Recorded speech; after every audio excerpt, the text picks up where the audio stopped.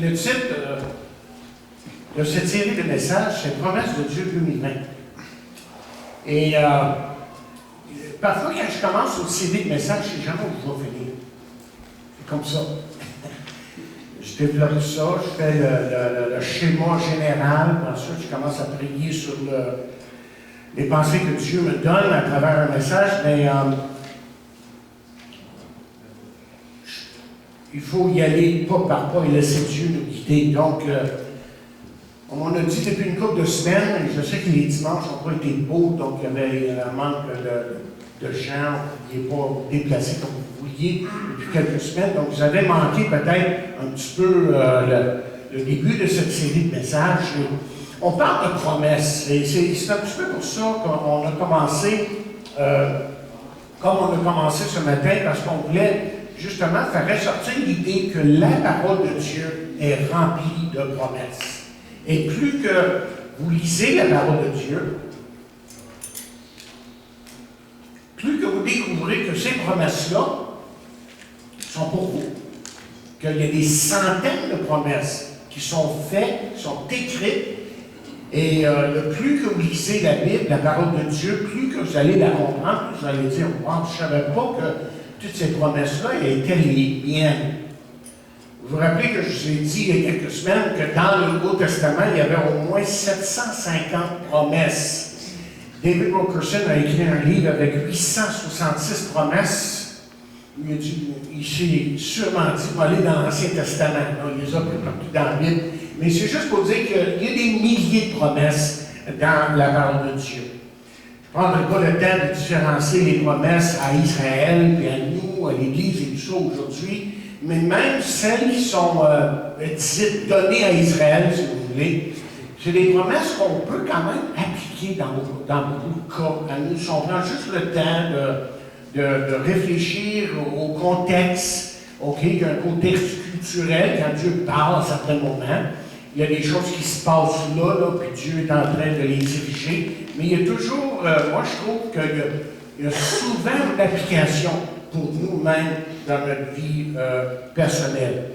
Et vous rappelez que toutes ces promesses qu'on a mentionnées depuis quelques semaines là, se résument avec le psaume 119-105 qui dit que ta parole est une lampe à mes pieds, une lumière sur mon sentier. Et là, dans le premier message, j'avais parlé de « je suis ».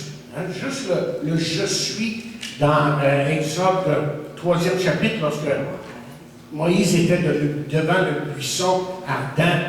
Il a demandé à Dieu, c'était quoi son nom? Et Dieu lui a dit, je suis. Et avec ce je suis-là, on est allé dans le Nouveau Testament. Puis là, on a vu que Jésus, au moins 7 fois dit, je suis. Et quand on reconnaît les paroles de Jésus, la puissance derrière ces paroles-là, on voit que le nom de Dieu qui est « Je suis » s'applique à Jésus, qui fait que Jésus est Dieu.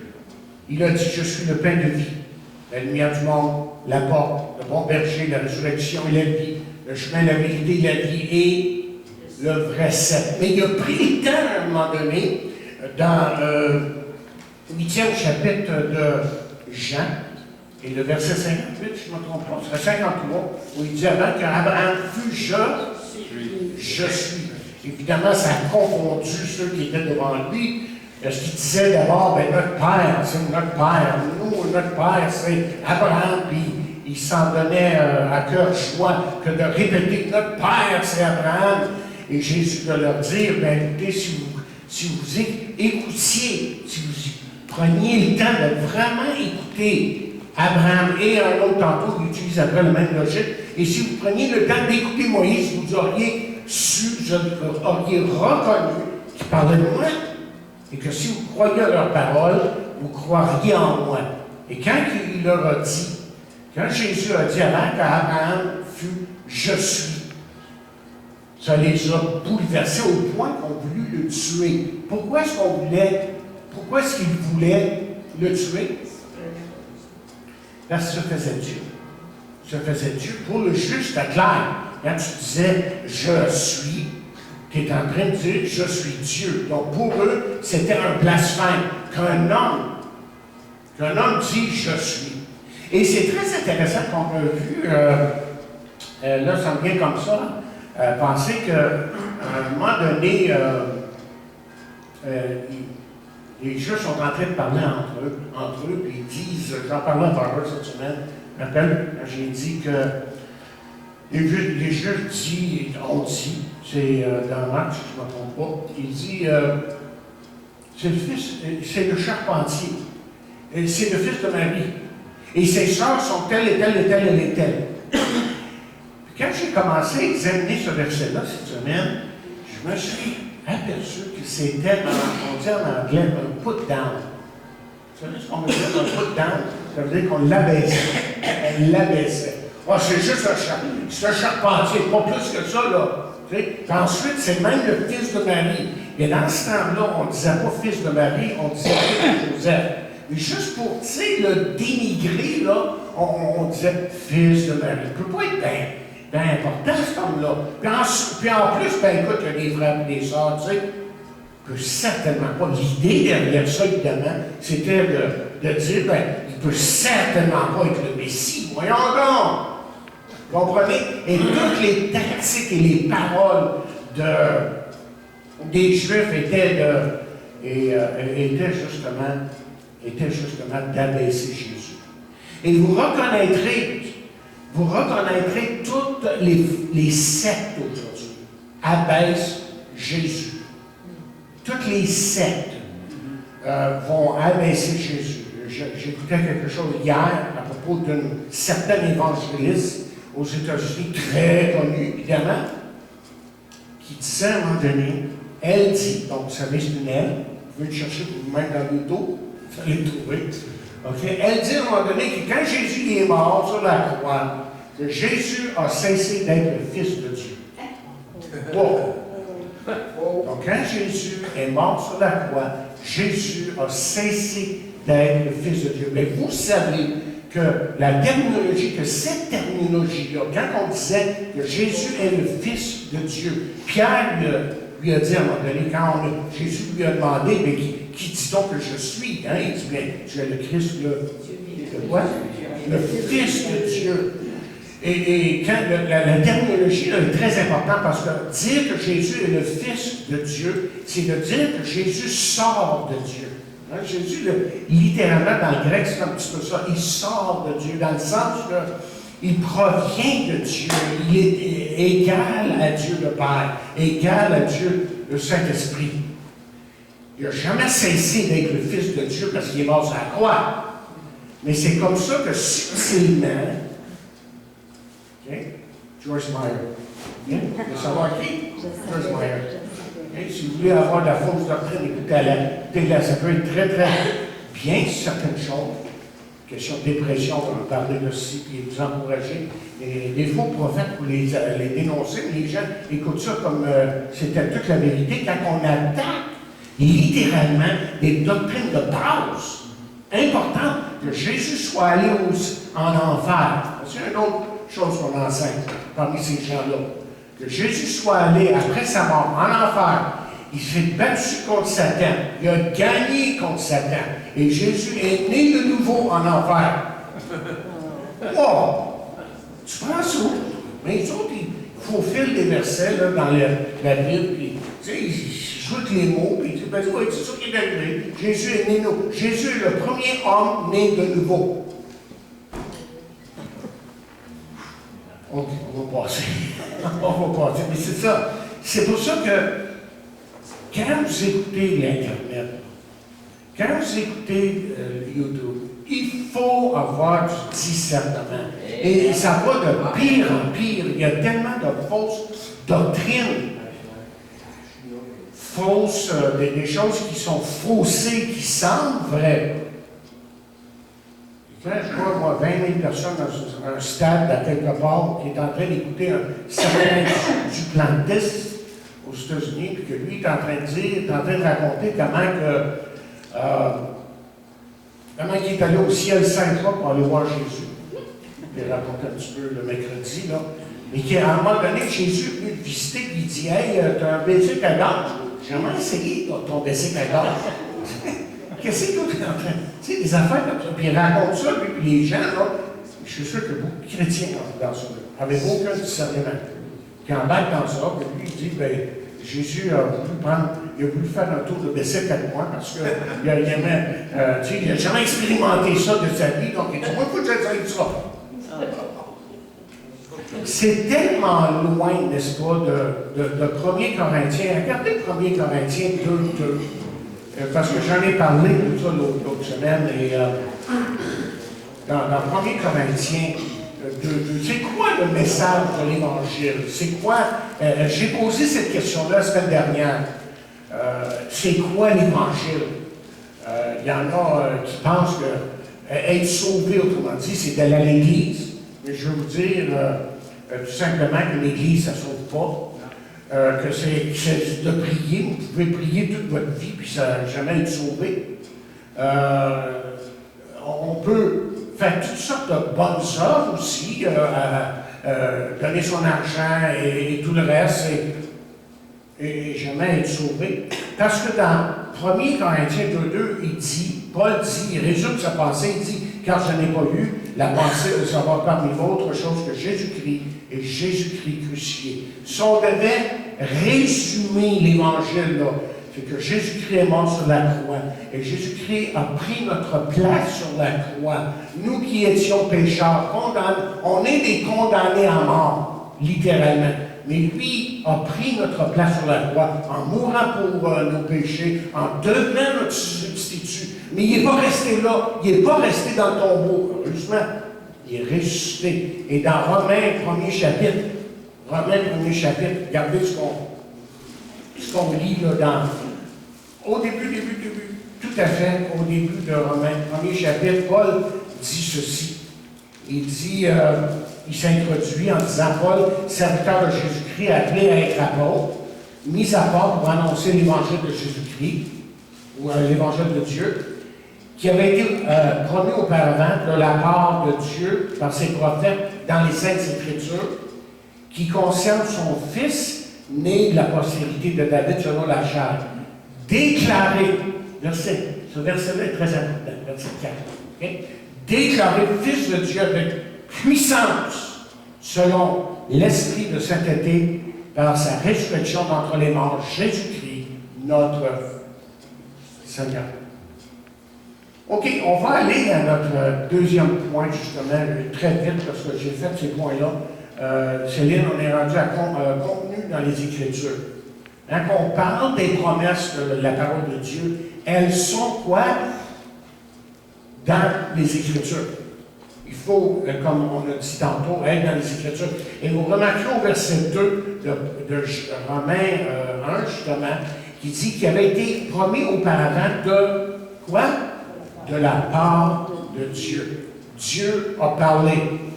Et on a vu là, que les prophètes ont parlé. Ils ont parlé inspirés de Dieu pour nous donner la parole de Dieu. L'Éternel dit, et il l'a écrit. On a regardé plusieurs versets. Alors, je ne vais pas revenir sur ça, mais une chose est sûre, c'est que la parole de Dieu, la Bible qui est, selon Romains 1:2, les Saintes Écritures, vous remarquez? Ok, c'est correct. De la part de Dieu par ses prophètes, dans les Saintes Écritures. Les Saintes Écritures, c'est ça ici. On a le contenu ici, dans ce livre, de ce que Dieu veut nous donner. De ce que Dieu veut nous donner et de ce que Dieu nous a donné. Parce qu'il y en a trop aujourd'hui, c'est là une autre fausseté qu'on entend de plus en plus sur YouTube, sur le monde. Pour eux, c'est pas suffisant. Alors, on écrit un livre comme Jesus Calling, qui raconte que la personne se met quelque part en extase. C'est juste en anglais, c'est sûr que ça va sortir en français. La personne se met dans une position où Jésus se met devant elle, face à face, et lui parle. Non. Tombez pas pour des choses comme ça. Ça, c'est du niaisage. Okay? C'est ça qui est suffisant. Imaginez s'il fallait croire tous ces gens-là. Mais là, il y en a un, puis un autre, puis un autre. Là, à un moment donné, oui, mais qui dit que c'est Dieu qui parle, n'est-ce pas? Dieu est sage. Dieu est tellement sage qu'il nous a donné un livre dans lequel on peut puiser ses pensées.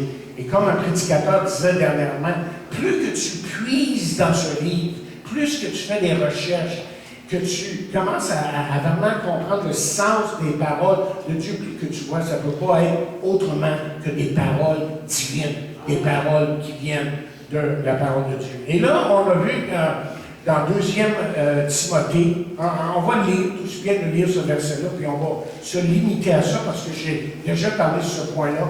Et le verset dit, Paul de Jésus-Christ, par la volonté de Dieu, renoncer la promesse de la vie qui est en Jésus-Christ. OK? Autrement dit, le centre de la Bible, c'est quoi? C'est une personne. C'est son œuvre, c'est sa personne. On va dire sa personne d'abord, pour reconnaître qui il est, et ensuite reconnaître ce qu'il a fait. Hein? Puis on a passé à travers Ésaïe 9, verset 5. 9, verset 5, on va peut-être le regarder, puis juste faire 2-3 commentaires, on va se limiter à ça. Ésaïe 9, verset 5, qui nous dit, si vous avez vos Bibles, ceux qui veulent suivre, ça va, mais je viens de retrouver, c'est certain. Oui, c'est ça. Car un enfant nous est né, un fils nous est donné, la domination reposera sur son épaule, on l'appellera admirable, conseiller, Dieu puissant, Père éternel, prince de la paix. Et j'ai pris le temps la semaine dernière, je pense que la semaine dernière, j'ai parlé de ça, de vous décrire chaque point, là. Admirable, conseiller. Hein? Admirable peut se traduire distingué. Tu sais, cet enfant qui était là dans la crèche, c'est une personne distinguée. Conseiller, on parlait de sagesse. Que Dieu n'avait pas besoin de comité. Dieu, c'est tout. On a parlé de Dieu puissant. Que Jésus est Dieu puissant dans le sens qu'il est puissant comme Dieu, mais aussi aimant comme Dieu. Et c'est aussi un Dieu qui discipline, qui ramène ses enfants dans la bergerie parce qu'il les aime, tout simplement. Il les aime. On a parlé qu'il est Père éternel, évidemment. Il est éternel. Cet enfant-là est éternel, comme le Père l'est. Père de sa paix, j'ai parlé que c'était sa spécialité. OK, là, on rentre dans du nouveau pour ce matin. On a à peu près 20-25 minutes. OK, puis on va parler des promesses. Promesses. Ah, ces promesses, on s'habitue, on travaille ensemble maintenant, puis c'est moi qui s'habitue à elle. Elle est plus habituée. C'est moi qui ai de la misère à suivre. C'est moi qui ai de la misère à suivre. Donc, je n'ai pas les yeux autour de la tête, puis je ne vois pas ce qui se passe, mais là, c'est juste à Pierre. Promesse concernant le Saint-Esprit, parce que, évidemment, on reconnaît que le Saint-Esprit a un rôle tellement important à jouer dans nos vies. Et on va lire ce verset-là. On va demander à Céline de nous lire Romains 8, verset 16. L'Esprit lui-même rend témoignage à notre esprit que nous sommes enfants de Dieu. OK. L'Esprit rend témoignage à notre esprit que nous sommes enfants de Dieu.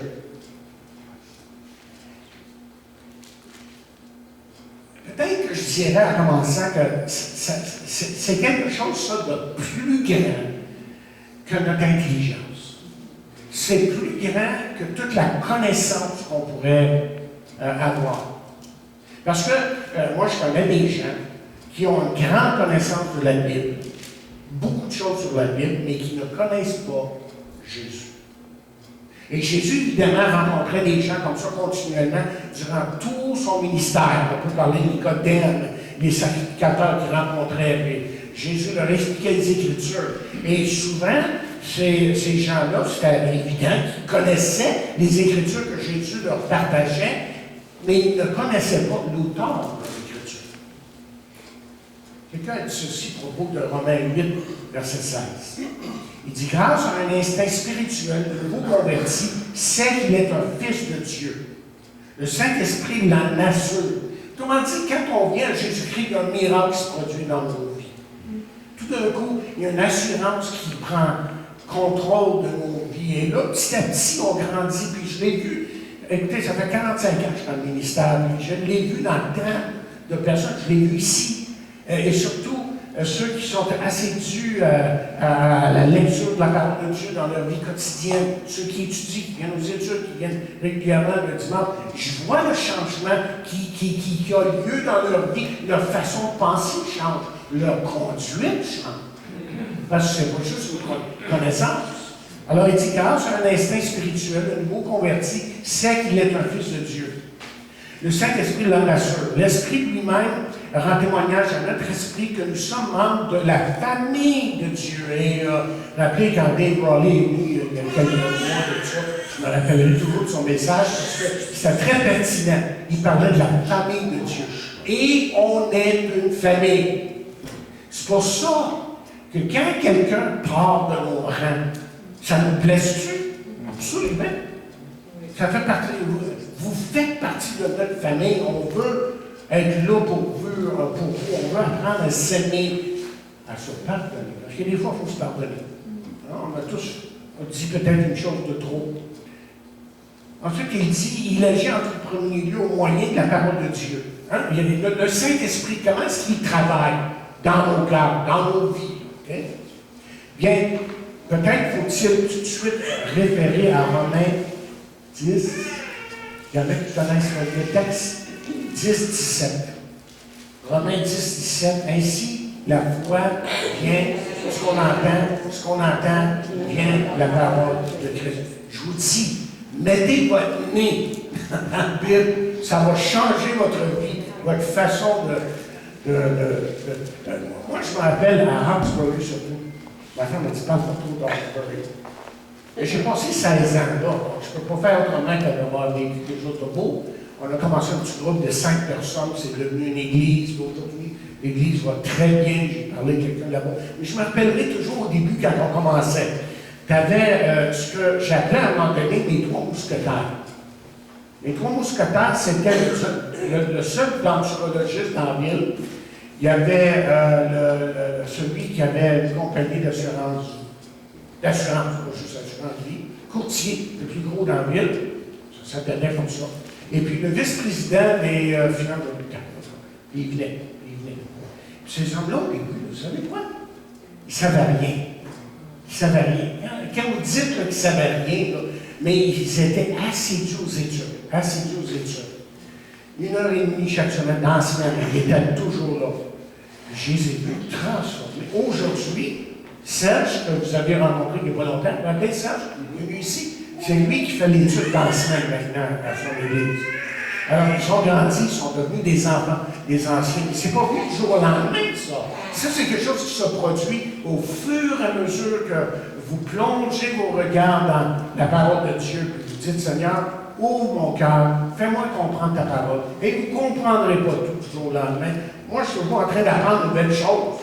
Les choses, on dit, j'avais pas compris ça comme ça, puis c'est ça. Okay. Quand le chrétien, dit-il ici, le commentaire, lit la Bible, l'Esprit confirme la vérité selon laquelle il est maintenant enfant de Dieu en raison de sa confiance en son Sauveur. Quelqu'un d'autre a fait ce commentaire. Quand on lit différents commentaires, vous savez, sur la Bible, des gens qui sont vraiment respectueux en ce qui a trait à l'interprétation de la Bible, qui honorent la parole de Dieu. Moi, j'aime les lire parce que je sais que c'est des hommes qui vont m'apporter quelque chose. Même des femmes qui sont... on peut penser à Elisabeth Elliot, c'est ça? Elisabeth Elliot, vous savez c'est qui ça? Okay, vous connaissez un peu. Son mari est mort en Amérique du Sud. C'est les Oka. C'est les Oka qui l'ont. En tout cas, il y a une tribu qui l'a tué. Mais elle a continué l'œuvre. Et Mme Elliott est vraiment devenue une femme de Dieu. On peut lire ses livres aujourd'hui. Et je peux vous dire que la fois que j'ai prêché devant elle, je me sentais petit, mais pas à peu près. Quand je savais qu'elle était dans l'Assemblée, une réunion spéciale là, à Montréal, à Montréal. J'aurais voulu l'écouter, elle, parce que juste à lire ses livres, vous savez, ces gens-là qui sont profonds dans les choses de Dieu, là, qui sont des Écritures, mais qui ont vécu aussi des choses si difficiles utile, que la parole de Dieu n'est pas juste restée là, mais dans leur cœur. Ça les a transformés, puis ils ont vécu selon la parole de Dieu. Ils l'ont vraiment vécu.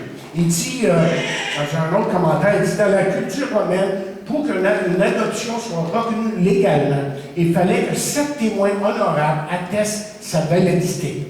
C'est un point intéressant dans la culture dans ce temps-là. Il fallait que 7 témoins pour être acceptés dans une famille. Il dit, le Saint-Esprit de Dieu confirme la validité de notre adoption. Hein? Non par quelques voies intérieures mystiques, mais par le fruit qu'il produit en nous. Autrement dit, si on est un enfant de Dieu, tôt ou tard, quoi? Ça va paraître. Ça va nous changer. C'est ça, l'œuvre de Dieu, la nouvelle naissance, c'est ça. Celui qui est né de Dieu, hein, et vous pouvez lire le premier Jean pour vous-même et découvrir que celui qui est né de Dieu, c'est un homme qui apprend à aimer Dieu d'abord, c'est un homme qui apprend à aimer ses frères et sœurs, c'est un homme qui apprend à aimer la parole de Dieu, c'est un homme qui cherche Dieu et qui se donne à Dieu, jour après jour. OK, on va terminer là pour ce point-là. Et là, je vais aller un peu plus loin. Et j'ai 2 questions ici que je pose en ce qui a trait aux promesses concernant le Saint-Esprit. OK, on sait que le Saint-Esprit, il vient en nous à la nouvelle naissance, c'est ça. Hein, on fait confiance à Jésus et qu'on lui dit, Seigneur, sois mon sauveur, je reconnais que tu es mort sur la croix pour moi, je t'accepte dans ma vie. Là, il y a un miracle qui se produit. Si on est vraiment sincère devant Dieu, il y a un miracle qui se produit et nos vies changent. Alors, la question, c'est ici. La question, c'est qu'est-ce qui rend un enfant de Dieu authentique aux yeux de Dieu? Qu'est-ce qui rend un enfant de Dieu authentique, c'est-à-dire un vrai chrétien aux yeux de Dieu? Romains 8, 9 nous donne la réponse, n'est-ce pas? OK? Romains 8, 9. Qui nous dit quoi? Il dit, pour vous, vous ne vivez pas selon la chair, mais selon l'esprit. Et on va expliquer ça tantôt, si ça veut dire de vivre selon la chair. Hein?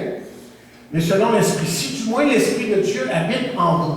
Et la dernière partie est importante. Si quelqu'un n'a pas l'esprit de Christ, il ne lui appartient pas. Il ne lui appartient pas.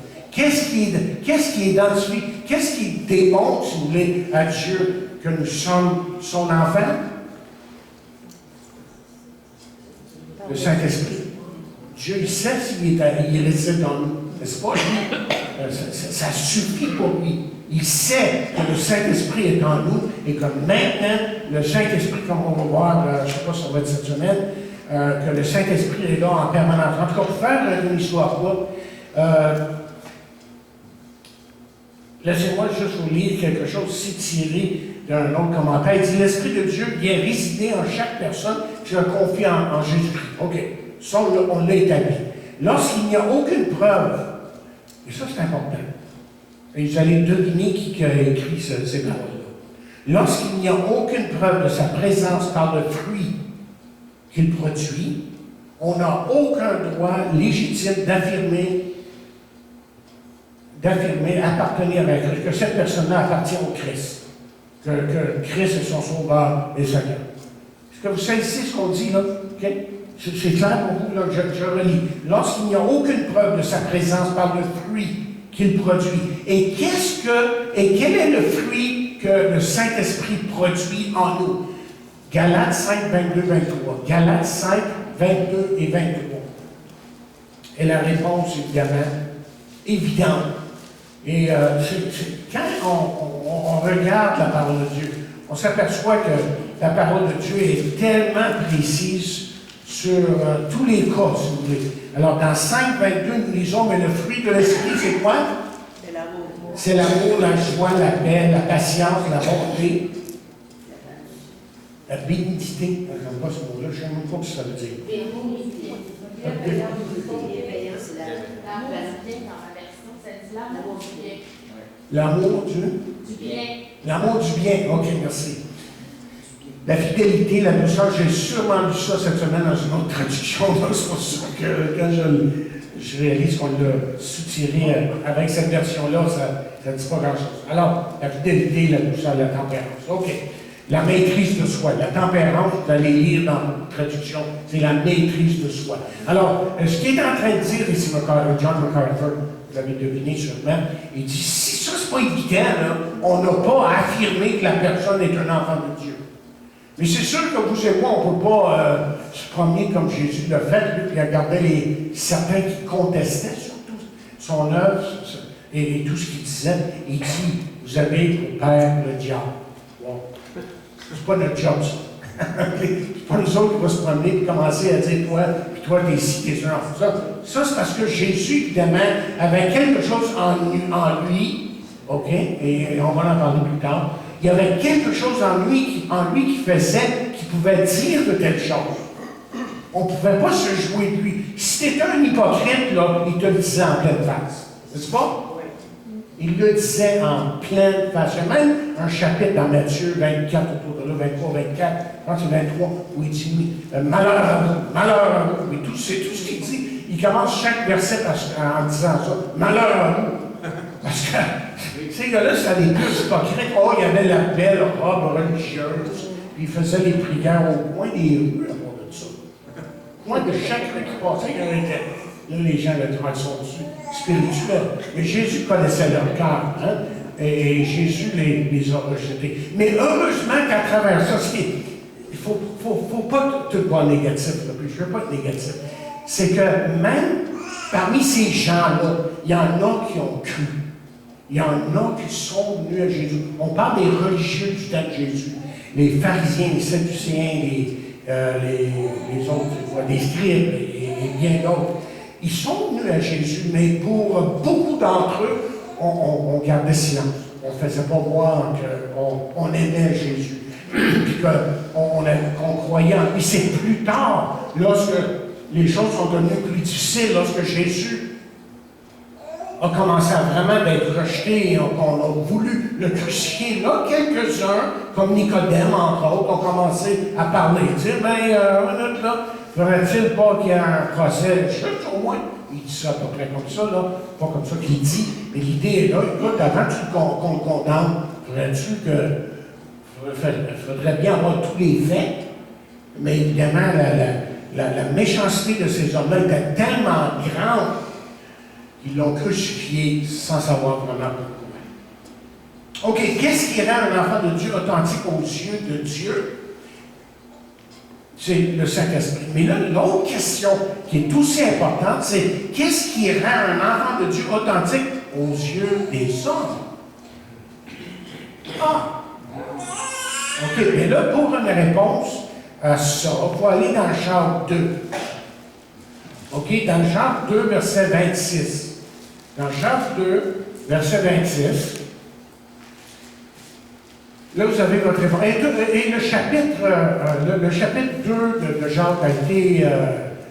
c'est un chapitre, surtout la dernière partie, disputé, comme il est théologique.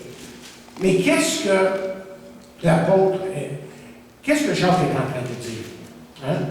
Il dit, comme le corps sans âme est mort, de même, la foi sans les œuvres est morte. Il est tout simplement en train de dire ce qu'on est en train de dire depuis tantôt, que les œuvres, c'est ta vie qui me parle, c'est ta vie qui me dit que tu es un enfant de Dieu. Parce qu'il y a des changements, ça se voit. Et ça se voit constamment. C'est pas juste un changement il y a 2 ans, puis ensuite tu vis comme tout le monde. Mais un changement qui se continue. Vous savez, je l'ai dit souvent, hein, qu'on a été sauvés de nos péchés. On est sauvés aujourd'hui, mais on est en train d'être sauvés. Okay? Il faut regarder au salut, au temps passé, présent et futur, dans le sens que un jour, je vais avoir un corps glorifié, n'est-ce pas? Mon corps va être changé. Mais c'est pas fait. Mais ça va venir. Parce que les promesses de Dieu sont vraies, évidemment. Et je suis dans un sens, il y a plusieurs versets comme ça, c'est pas mon thème ce matin, c'est pas mon sujet. Plusieurs versets dans la Bible qui nous montrent qu'on est en train d'être sauvé. On l'est sauvé, mais on est en train d'être sauvé. Alors, la Bible est comme ça, elle utilise différents verbes, juste pour vous faire comprendre peut-être la grandeur de notre salut. Et notre salut est grand, évidemment. OK, mais là, je me suis posé une question en préparant ces messages. Je me suis dit, qu'est-ce que le Saint-Esprit fait pour nous? Si on devait résumer l'œuvre du Saint-Esprit dans nos vies, bien, le Saint-Esprit, je dirais, premièrement, nous rend vivants. On va lire, on l'a dit. Non, on va avancer. On va dans 1 Jean 1,3, Céline, 1,3. Le Saint-Esprit nous rend vivants d'abord envers Dieu. Parce que nous lisons là. Céline, tu lis quoi? Ce que nous avons vu et entendu, nous vous l'annonçons à vous aussi, afin que vous aussi vous soyez en communion avec nous. Or, notre communion est avec le Père et avec son Fils Jésus-Christ. OK? D'abord, le Saint-Esprit nous donne une communion. Et c'est une communion qui est précieuse. Et c'est une communion qui n'est pas statique, dans le sens où ça ne reste pas toujours au même point. On grandit. Et surtout, ce que je trouve, ce qu'on découvre dans la vie, et ce qu'on voit autour de nous, c'est qu'on grandit surtout dans l'épreuve. Je faisais la réflexion à Barbara hier, j'ai dit, as-tu remarqué que dans les pays comme les nôtres, comme le nôtre, que le christianisme baisse, le pourcentage. On fait le calcul et on découvre qu'il y a de moins en moins de gens qui croient en Dieu. Il y a de moins en moins de gens qui vont à l'Église. C'est peut-être les statistiques des États-Unis, mais le Canada est bien, et je pense encore pire. Et puis on continue comme ça. Okay? Parce que comme je disais à Barbara hier, on discutait comme ça, elle faisait des commentaires en passant, c'est que les gens n'ont pas besoin de Dieu aujourd'hui. S'ils ont la santé, ils ont l'argent. S'ils ont l'argent, ils ont une maison. S'ils ont une maison, ils ont un auto. Tout va bien. As-tu besoin de Dieu avec ça? Ben trop. OK? Mais ce qu'on voit, quand on entend là, que c'est en Iran qu'il y a une explosion de gens qui se convertissent aujourd'hui, tu te dis, wow, qu'est-ce qui se passe?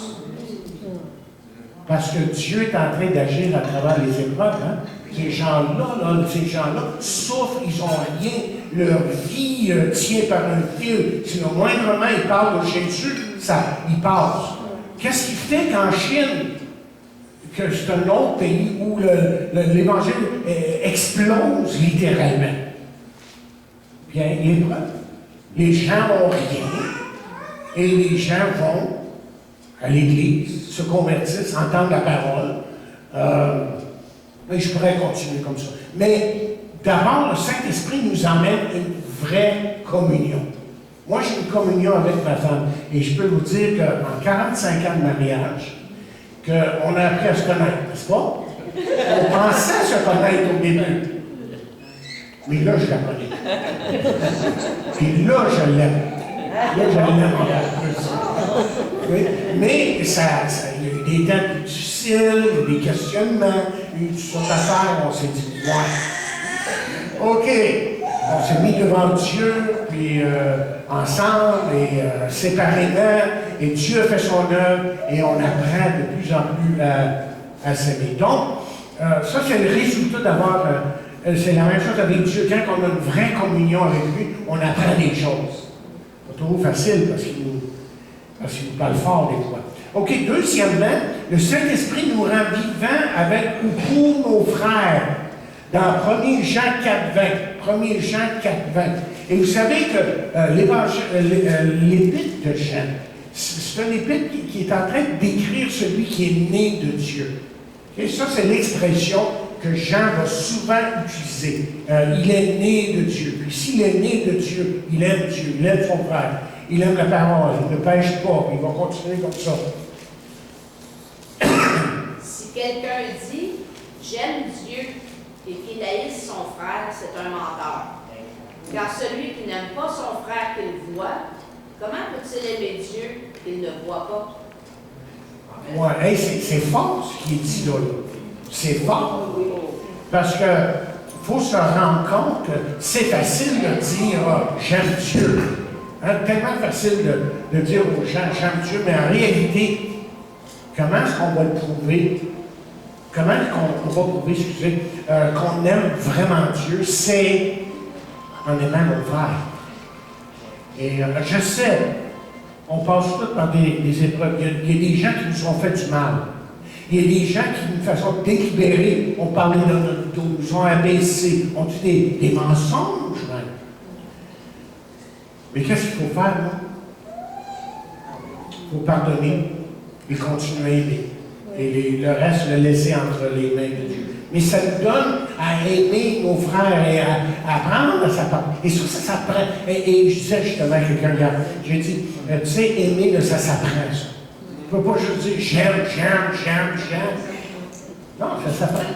Et des fois, c'est pas facile parce que on est tellement sur le trône de notre vie, on veut tellement avoir raison, surtout dominer les gens même.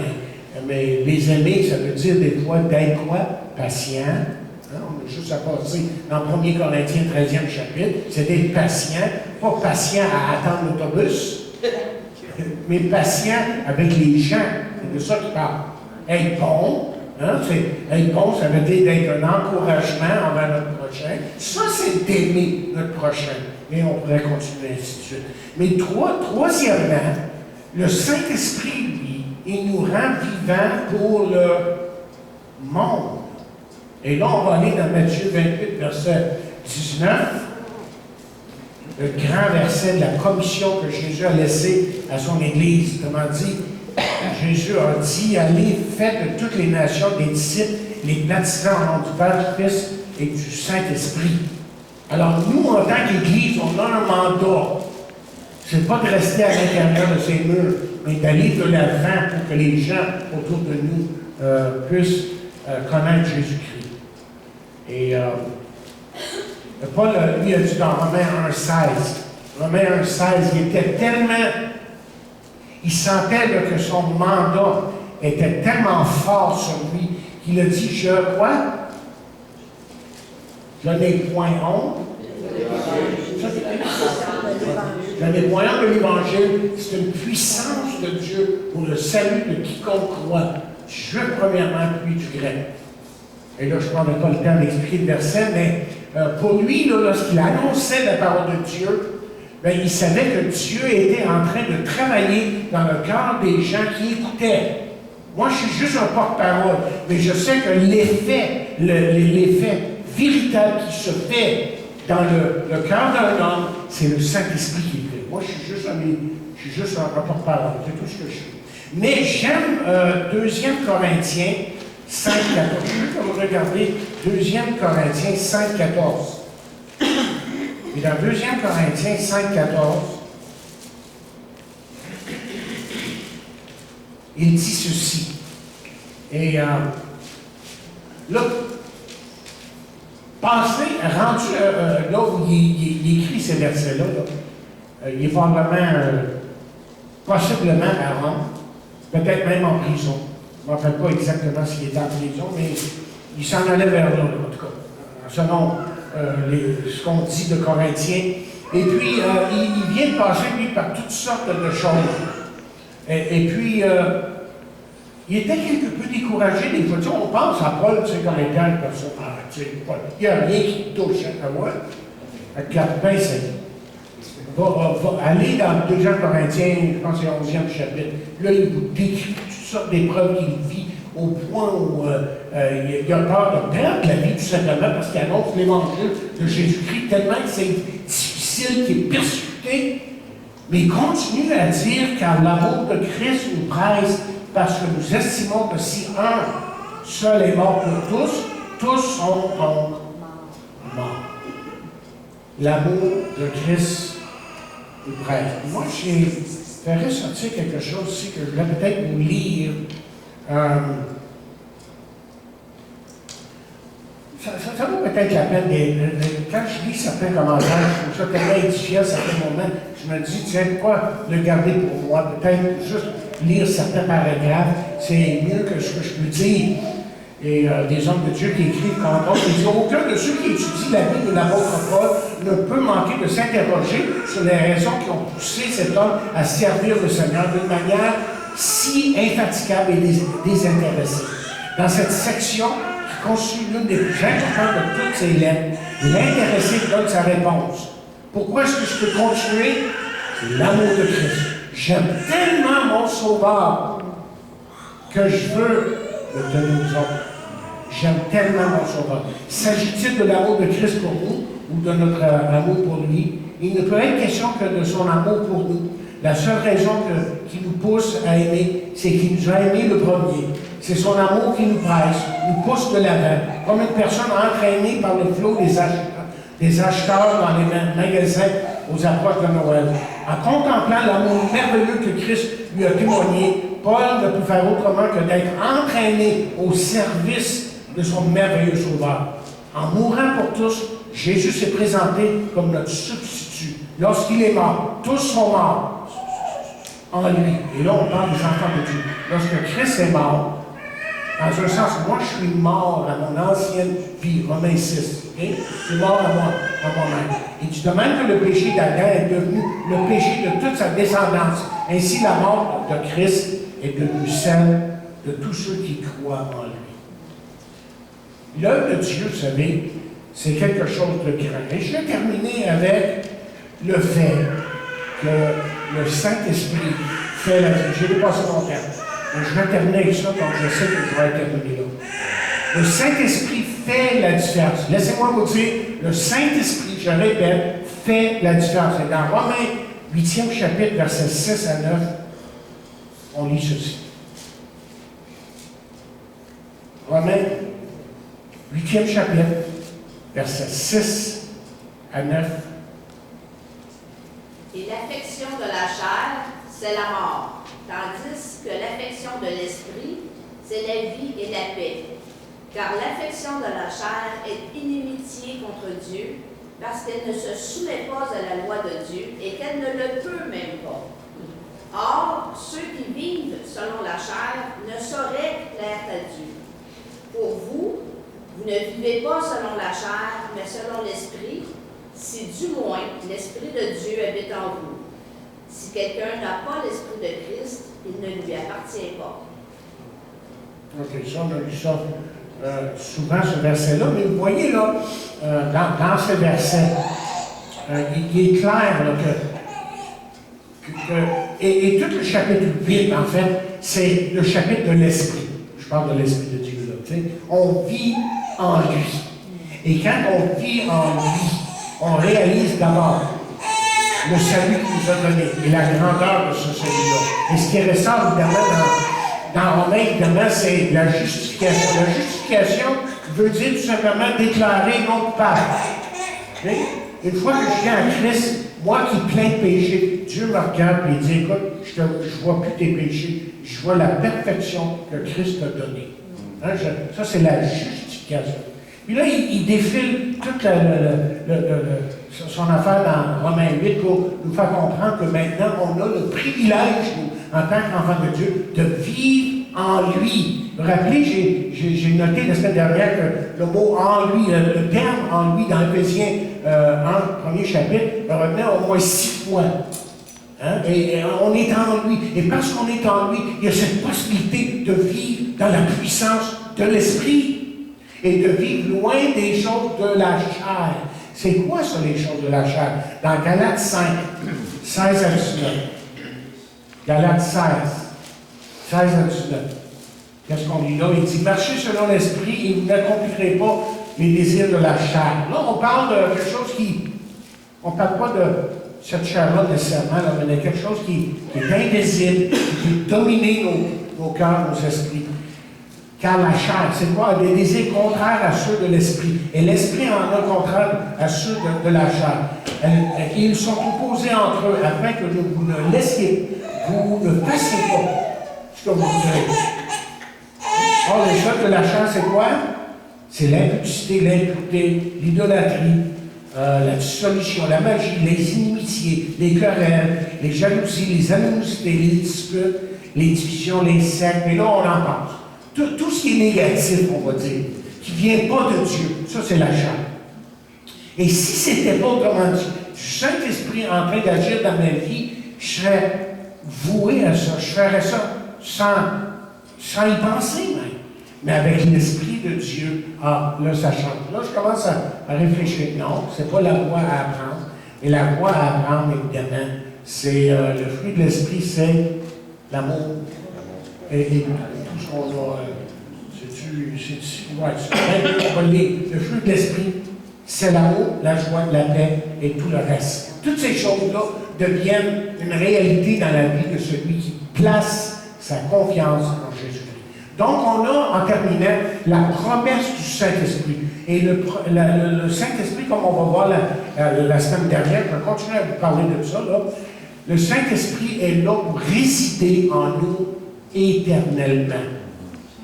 Et c'est ça qui nous donne la force de continuer.